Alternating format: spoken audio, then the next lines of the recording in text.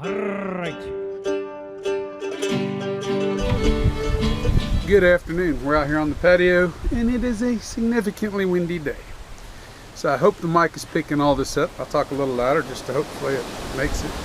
So you'll see everything blowing in the back behind me. We got a front moving through and got to make the most of the day as you can. Today I'm going to be trying for you guys Balnellan single malt Scotch whiskey. You may not recognize the brand because it is a Total Wine and Liquor Store brand. Bought about a year and a half ago. They had several choices of Balnellan. This is not the only one. This is the one I chose to buy. It was in the... No, I got it. I think around $28, but I think it normally, they show on the website, sells for $32 now. Balnellan says Speyside Glenlivet Balnellan is what it says on it. But when I think of Speyside Glenlivet, I think of another distillery, and it's definitely not where this one comes from, I do not believe. I'll get into that in just a second. We'll let it sit just a minute. There's no age statement, no comments about chill coloring chill filtering or natural colors. So we assume it's colored and chill filtered. I want to read the front to you. I mean, this is really, the labeling, everything on this seems really like it comes from a primo distillery. But we've seen that before. A limited quantity of this Speyside single malt whiskey was transferred from bourbon casks into hand-picked Oloroso sherry butts to finish the maturation for a generous period of time. This process of finishing imbues whiskey with the refined characteristics and most notably with tones of sherry sweetness. Oloroso sherry cask finish, distilled and bottled in Scotland, Alistar Forfar Limited, Glasgow, Scotland, with its signature, and it's 46% ABV. Not that one, 46% ABV, that's at least going to help it a little bit. Okay, this actually comes from, if you do the research, it comes out of Angus Dundee. And when you go back far enough, you find that Angus Dundee is the owner of both Tomintoul and Glencadam. Now, I've had Tomintoul, I've had the Tomintoul 14, but I've never had the Glencadam. And they are the supplier of Balnellan and Glen-Ness brands. They do have an age-stated version, not of the Oloroso sherry, but they do have age-stated Balnellan. This is not that.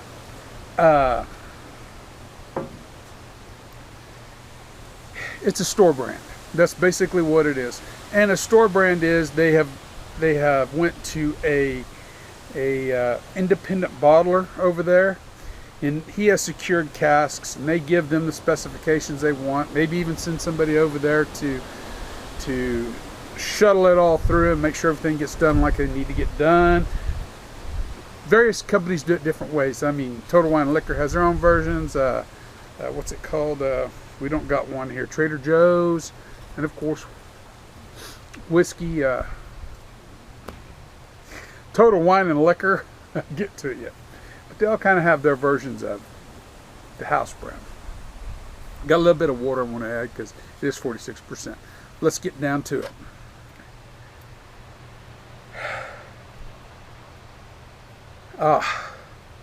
It hits you with some alcohol up front.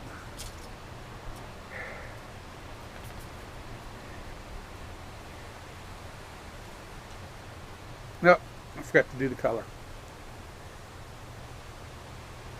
Visual as it seems to be fairly viscous on the glass. It does have up here a good viscosity. We have a golden color with a slightly red tinge to it, just ever so slight. On the nose we get red berries. Red berries come to the forefront on this one. Red berries, just a little bit of cinnamon, apricot, bay leaf. Those are the things that initially come to your nose on this. Got the red berries, and it's fruity and red berry-ish, but you've got to fight through. You got to fight through that little bit of alcohol burn that's coming into your nose.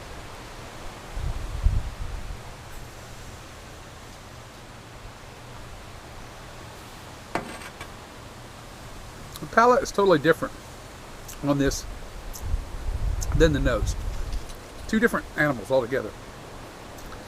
The palate is more bourbonesque, caramels, still with the cinnamon, vanillas. We still get the red berries. They're dialed back. They're not in there very much. Raspberries, probably raspberry, strawberry-ish, like a fruit, like a red berry fruit compote, I guess. Maybe some red currants in there, which are gooseberries. But that's how it kind of comes across. A lot of caramel, though. A lot of caramel in it. Let me check my notes real quick, see if I missed anything on the palate. Caramel, cinnamon. Yep. Now we're into the finish. And here's where it falls apart. Not quite as long a finish as you'd expect from the visual and the nose. And the finish turns into sour wood. It's almost as if it wasn't a very good cask was used on this. A very sour, very woody note. The red berries still kind of linger with that caramel note. The vanilla's gone. But that sour wood is a big detractor in this. It's not a very good flavor. I've read on Reddit, several reviews on Reddit, and a couple of guys, a lot of variance between batch to batch, bottle to bottle on this. So some people get more positive results than I do. I'm not going to say it's undrinkable. It is drinkable. It's just not. It's not quite up my alley. I have definite ideas of what a Oloroso sherry cask finish should be. This does not fall into those category at all. A little bit of water.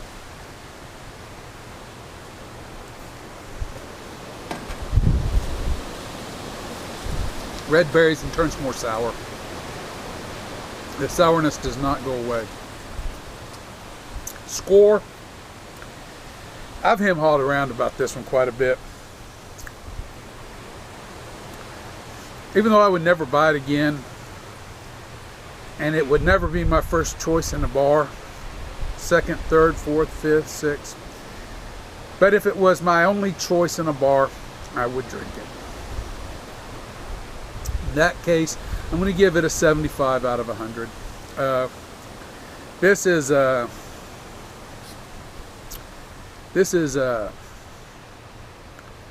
take your chance with what you get. It's cheap enough, it's worth the try, but in truthfulness, there are blended scotches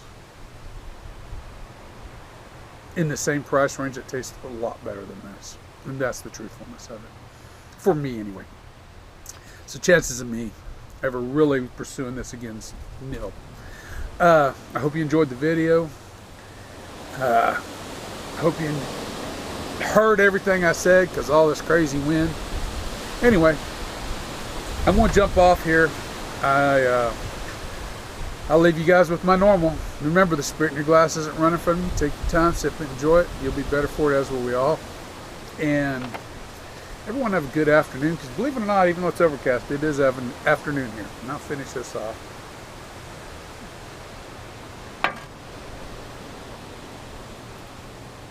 See y'all later.